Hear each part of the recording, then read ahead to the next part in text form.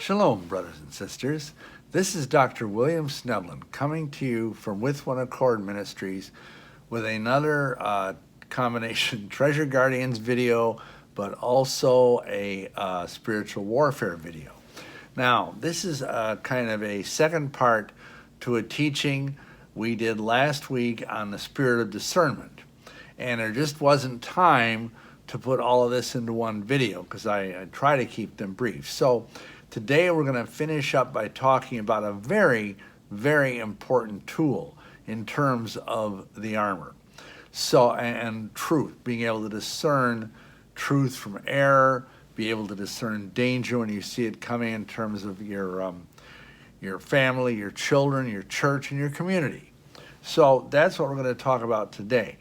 And we're going to talk about a part of the armor which is critical to this part of our combat as spiritual warriors. So you probably know where we're going. We're going to Ephesians chapter 6 and verse 14, where we are told by Paul that we should stand therefore, having your loins girded about with truth, and having on the breastplate of righteousness. Now, right up front, I want to comment on two things. Please notice there that the girdle of truth and the breastplate of righteousness are in the same verse. They're together for a reason, which we'll explore in a few minutes. But also, I want people to understand something. Many times, if you are in your typical Christian church of whatever stripe, you will hear people discussing this in Paul's writings and talking as if, oh, well, he's talking about the Roman armor. He's talking about, like, you'd see all these Roman soldiers walking around in Israel and throughout the whole venue where Paul was. And, they had breastplates and helmets and da-da-da-da-da. Well, the problem with that is, first of all, Paul, while he was a Roman citizen, he was a Jew. And he was a Jew raised in the Torah. And I really believe it's more correct to think that he was talking about the what either the high priest wore in his service before the Holy of Holies, or what the typical devout Israelite of his day would wear when they were praying. So I don't want to get into a whole thing about that, but I just want to put that up there for your consideration, because remember, all the Jewish people looked at the Romans as oppressors. They looked at them as occupiers, and basically, they were pagans. They were, of course, ultimately, very soon after Paul was martyred. We don't know exactly when that was. We have a rough idea, but in AD 70, the temple was destroyed by the Romans. So it's highly unlikely, with all this enmity between Israel and Rome, that Paul would ask his people that were reading these letters, to think of be like a Roman soldier. Yeah, sure. What could go wrong with that? No. He was talking about what the high priest wore. He was talking about what the Kohanim, the priest, wore in the service of the temple, and they were doing this within his lifetime. The priesthood might have been getting gradually more corrupt because of the influence of Herod. We understand that. But what I'm saying is, this was something that was familiar to his Jewish audience. And so I think we kind of need to pin that down before we go further. Now, having said that, let's go into this, because we were talking about discernment last time, but this takes it to a whole nother level. Now, because, as I was saying, Paul was a Jew, and his first language was Hebrew. He studied under the feet of Gamaliel, the great rabbi, and all of these things, even though he may have written these epistles in Greek, he thought like a Hebrew. And so we're going to look at the Hebrew words for the belt or the girdle that we're talking about here, the girdle of truth. Now, first of all, I hope we all understand we're not talking about a woman's undergarment here, just to get that out of the way. But beyond that, this is an old-fashioned King James word for a belt. they did not really have the word belt yet, so they called it a girdle. And it wasn't a particularly feminine garment at that time. So in Hebrew, we will see there's basically 3 different primary words that are used to describe this. And you see, Hebrew is a powerful, rich, deep language. I believe it's the language of Hashamayim, the language of heaven. And so there's a tremendous amount of power in these words that we don't really understand when we're speaking English or Greek or Spanish or, Russian for that matter. So this is Lashon Kadosh, the holy tongue. And in this language, which Paul thought in, because we always think in the language of our birth, there are 3 primary words that are used throughout the Hebrew Scriptures. We're going to look at them. Number 1 is, the first one is ABNEYT.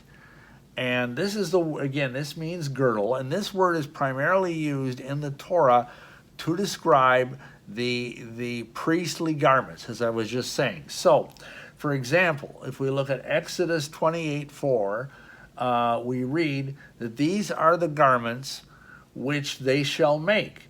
A breastplate, see there's that word again, we're going to see this is important, and an ephod, and a robe, and a broidered coat, a mitre, and a girdle. Okay. And they shall make holy garments for Aaron and thy brother, because this is being spoken to Moses, and Aaron was his brother. For Aaron thy brother and his sons, they minister unto me in the priest's office.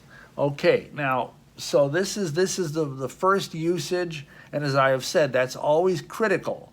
You look at the first time a word is used, and that gives you a critical understanding of, okay, what does the Almighty mean about this word?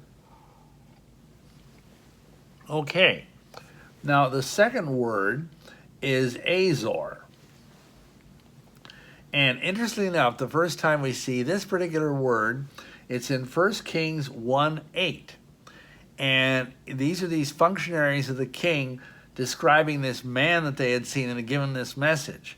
And it says, and they answered him, he was an hairy man and girt with a girdle of leather about his loins. And he said, it is Elijah the Tishbite, Eliyahu the prophet. And and of course, this guy was legendary then, even as he is legendary now. He was probably, the most notable prophet that didn't really have any of his prophecies written down in the same way that Isaiah and Jeremiah did. But he was a man who did many courageous things and worked many miracles. And he had a girdle, an Azor of leather that he wore. He was apparently kind of a wild man who lived out in the wilderness, where many men and women of YAHUSHUA have lived when they were trying to be apart from the world. Kind of like John the Baptist, okay? Most people know kind of what John the Baptist, they have, even if they've seen movies, they know that's what he looked like. And he had this leather belt on, and it was a symbol of his prophetic office, okay? Then we go to Isaiah 11:5. This is a different use of the same word, describing the Messiah. And it says, and his righteousness shall be the girdle of his loins, and faithfulness the girdle of his reins. So there we see the idea of the Moshiach, Yahushua, being clothed with a girdle around his loins and around his reins. And of course, again, that's an old-fashioned word. Loins basically refers to the lower abdomen, the reproductive organs, and reins refers to the viscera, the kidneys, the vital organs that are contained in the thoracic cavity. So this is in the middle of one of the greatest of all messianic prophecies. So it's really a powerful placement of this word.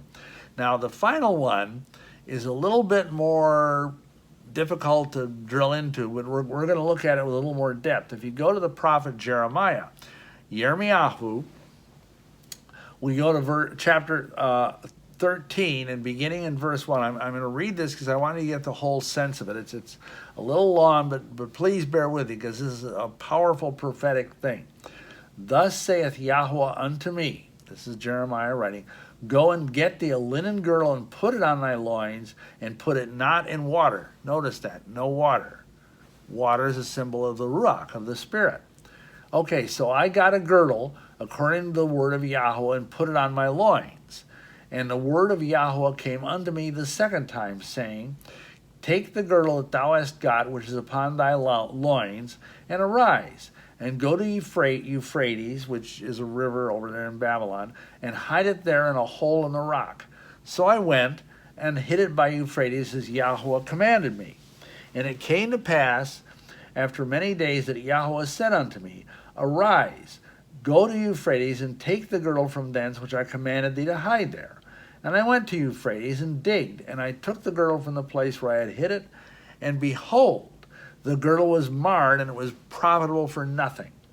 Then the word of Yahuwah came unto me, saying, thus saith Yahuwah, after this manner will I mar the pride of Judah and the pride of Jerusalem, this evil people which refuse to hear my words, which walk in the imagination of their own hearts, and walk after other Elohim, to serve them and to worship them, shall be even as this girdle which is good for nothing. For as the girdle cleaveth to the loins of a man, so have I caused to cleave unto me the whole house of Israel and the whole house of Judah, saith Yahuwah, that they might be for me a people, and for a praise, and for a name, and for a praise, and for a glory. But they would not hear.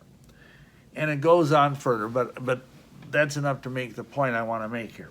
You see here, we all understand how tightly a belt clings to an individual if it's doing its job. And this is a symbol that the prophet has been given of how closely Yahuwah wants us to be with him, how he wants us to cling to him. But this same prophetic thing is talking about how, that Israel became what good for nothing, it says, that they made themselves useless to him. Because why? Because they strayed from the truth. They worshipped other Elohim, false gods, and went after foreign deities. And because of that, the girdle became marred. It became useless for anything. So the motto of this prophecy, my friends, brothers and sisters, is don't be useless. Cling close to your Father in heaven. Cling close to his word. And we're going to get more into this in a minute, but just to start with, just consider that. Okay, now, the next word we're going to look at is chesed, okay? And this is kind of interesting because the King James translators translate this as the curious girdle. Now, obviously, that doesn't mean the girdle itself is curious, because that would not be possible. But the word means something that's very cunningly devised. It's not just a simple belt. It's not a linen belt or a leather belt. It's something that's beautiful and crafted by the hands of artisans, as we understand it. So this curious girdle is used several times in the Torah in discussing the garments of the Kohen Gadol, the high priest. Now, not just the Kohanim, the regular priesthood, but the high priest. And this is what it says in Exodus 28:8. We read, and the curious girdle of the ephod, and that's a garment, the ephod is a garment, which is upon it, shall be of the same according to the work thereof, even of gold, of blue, of purple, and of scarlet, and of fine twined linen. Now, skipping ahead, almost 20 verses, it's talking about how, briefly, there's this breastplate that's put together with these 12 gems in it. If you've been studying the Torah carefully, you know what I'm talking about. It's the breastplate that the high priest wore for the 12 tribes of Israel, 12 jewels on this square breastplate, okay? And it's talking about how it's being attached to this curious girdle. And it says in verse 27 and 28, and 2 other rings of gold shalt thou make, and shalt put them on the 2 sides of the ephod underneath, toward the forepart thereof, over and against the other coupling thereof, and above the curious girdle of the ephod. And they shall bind the breastplate by the rings thereof unto the rings of the ephod with a lace of blue, and that it may be above the curious girdle of the ephod, that the breastplate be not loosed from the ephod. Now, this is something quite a bit different because, again, we're going to throw a graphic up on the screen here, but I think a lot of you know what this thing looked like more or less. And the important thing to understand is that this curious girdle secured the breastplate to the chest of the Kohen Gadol, the high priest, and that it would keep it from, falling off, Yah forbid, or moving around or whatever. It would keep it over his heart and secure it in place. Now, this is important because this breastplate, and we don't entirely understand how this works. There's many theories by Bible scholars and Torah scholars, both Jewish and Christian, but this breastplate contained the Urim and the Thummim, which means lights and perfections in Hebrew. And whether this was, some people theorize it was two stones, one white and one black, that would be inside of this breastplate, kind of like a pouch behind the jewels. And when they wanted to inquire of YAHUSHUA, the king or whoever, would go to the priest, high priest, and he would pull out one or the other, and it was like yes or no. Like if, should we go attack the whatever, city, and they'd reach in and they'd prayerfully look inside. If it was one color, it meant yes, another color meant no. There's different theories. Some people even believe that these gems lit up and spelled out words, which they would take down. We don't really know. But we do know they are called lights and perfections. And they were a source of prophetic truth, a source of prophetic utterance. And they were held in place by this curious girdle on the chest of the high priest, right next to his heart. Okay, let's bring all this together. What does this mean exactly? Well, first of all, we can see in several ways that this girdle is part of the priestly garments, okay? In another form, it is the part of the garment of one of the greatest prophets of Israel. It is also prophetically part of the clothing of Moshiach. And we even see this in going way fast forward to the book of Revelation, the last book in the Bible. We see it, John talking about, when he sees this vision of Moshiach with his hair white as wool, and, he's wearing a high priestly garment. And it says his paps were girt about with gold. And again, we have this idea of a girdle holding this thing in place, right underneath his chest. So again, we see this same phenomenon. Okay. It is also, in the Jeremiah passage, a sign of YAHUSHUA's deep and abiding love for his people. How much he loves us, that he keeps us as close to him as we would wear a belt or a thing to hold a dress in place, if we were a woman, around our waist. And yet in another form, it is what binds the breastplate of the Urim and Thummim, the Urim and the Thummim, to the garment and the chest of the high priest. Now, we understand that as believers, Peter tells us we are part of a royal priesthood and a set-apart people. And we also understand from John in the book of Revelation that if we have the testimony of Yahushua HaMashiach, we have the spirit of prophecy, okay? Let's just highlight that. That doesn't mean everybody is a prophet, although that would be ideal. But, as we've discussed in earlier teachings, that is not likely to happen because it's a very special calling that requires an enormous amount of dedication and prayer and fasting and so on. Not everybody will probably be a prophet, but we will all have ministries. We will all have callings within the body, but we have to hear what the Ruach, what the Spirit is telling us to do. Now, when we put on the girdle of truth, we are harnessing the righteousness and the faithfulness of Moshiach. We are adding that to our set of power tools, if you will. And then we have his power to be overcomers, and part of that is the discerning of spirits, which we spoke about in the last video, which we're going to link down below. And understand that these things work together. We need to cling close, ever closer to him, because he is the truth. Remember, Yahushua said, I am the way, and I am the truth, and I am the life. and no man cometh unto the Father except by me. So, we need to cling close to him, because if we cling close to him, we'll be surrounded by his truth, his scripture, his power, his anointing. And all this is contained in this girdle of truth.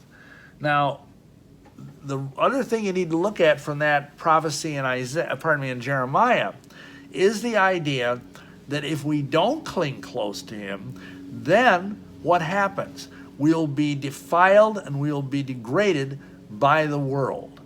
You know, Babylon, Euphrates is a major river in Babylon. And it's a symbol of the carnal, fleshly world that we all have to contend against. You know, the world, the flesh, and the devil. And the world is wicked. And if we don't cling close to him, instead we're going to be defiled by the Babylonian world system. So the girdle of truth helps us cling close to him. Finally, we can use this girdle to discern truth.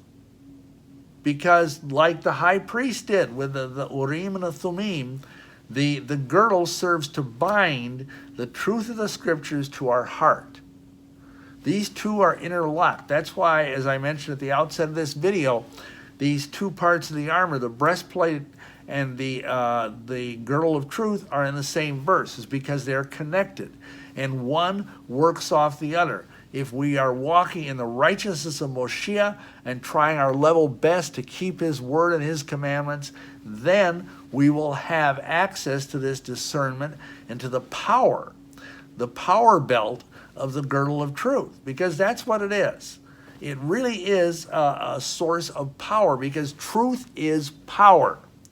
And it has the power, just like a single candle. If you have a huge gymnasium or something that's dark, you light a single candle that will illuminate that entire gymnasium, obviously not very well, but it will drive out a lot of the darkness. In the same way, if you have truth girded about you, you will be able to dispel error, lies, and danger, and so on. Like last time we were talking about how you can use the spirit of discernment to see, okay, is this a danger to your family?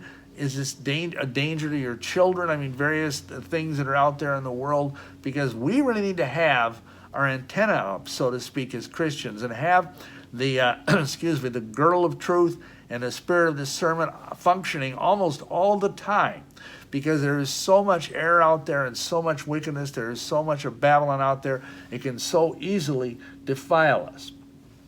So we can use the girdle of truth to discern through our breastplate of righteousness whether to go this way or that way. And so when you bring it together, the breastplate and the girdle, we have even more power to function like that.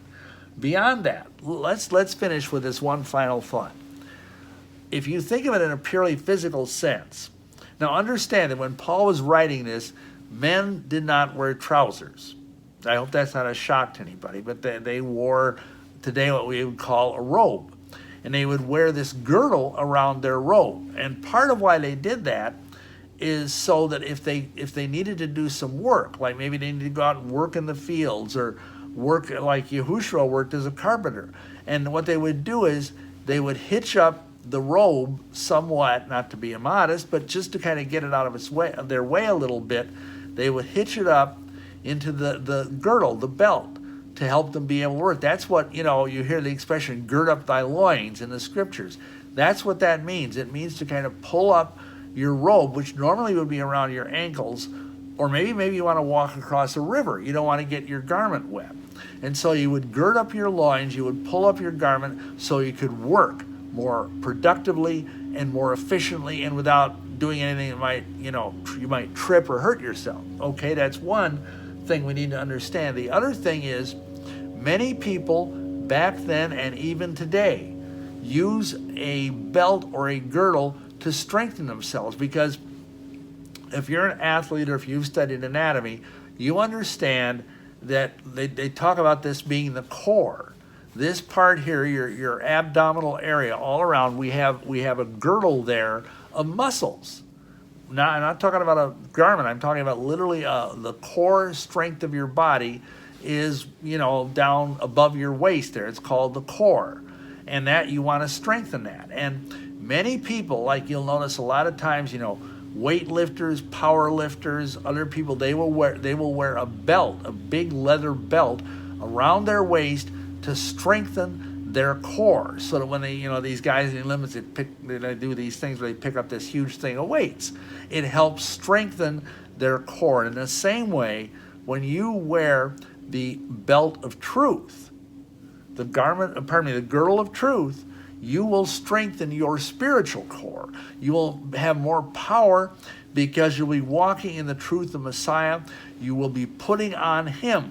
When you buckle up, as you will, the girdle of truth every morning when you put on your armor, which hopefully you do. And by doing that, you will amplify your discernment, your ability to discern. This is very, very important that you understand this as believers. So, we're going to put up a prayer on the website, which will be uploaded in the usual spot under Spiritual Warfare and Defense, for how to use the girdle of truth, both to beseech the Father through the Ruach, the Spirit, to help you to both never fudge on the truth, never lie yourself, because, unfortunately we all have that, if we made a mistake or whatever, we try to cover that up. You don't want to do that. You must be truthful. You must walk in truth as a believer. But beyond that, how to know if you are being exposed to people that are not telling the truth, because that's critical in this day and age. So please check out that on our website. We'll have it up by the time this video is up and loaded. And thank you so much for your prayers and your support. Again, if this teaching is helpful to you, please share it. Please subscribe if you're not subscribed. And if you want to be sure to get new notifications, then hit the button, the little bell. That way every time we put on a new video, you will get an email notification that it's up there, or at least you'll get a notification off of YouTube.